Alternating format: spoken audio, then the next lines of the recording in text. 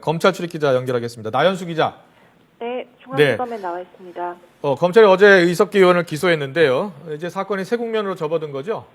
네, 검찰이 어제 이석기 의원을 내란 음모와 선동, 국가보안법 위반 혐의로 기소했습니다. 하루 전에 기소한 홍순석 경기도당 부위원장 등 관련자 3명을 포함해 모두 4명을 재판에 넘긴 겁니다. 앞으로 열리게 될 재판에서는 내란 음모죄가 성립하는지를 놓고 치열한 법리 다툼이 예상됩니다.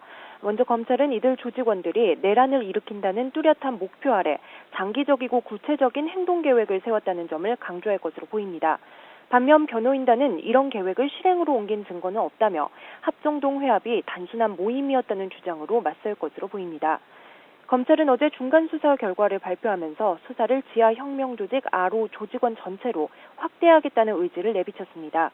이미 진보당 현역 의원 2명을 아로 조직원으로 지목한 상태입니다.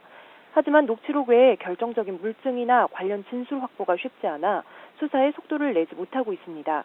따라서 내란 음모 사건 수사의 2라운드는 새로운 물증 확보가 관건이 될 것으로 보입니다.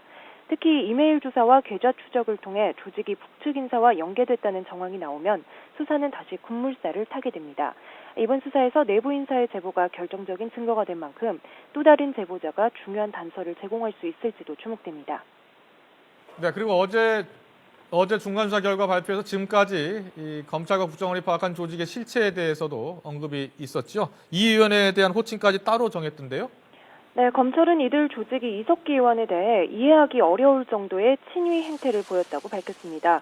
이석기 의원을 보호하기 위해 30명으로 구성된 경호팀까지 운영된 것으로 드러났습니다.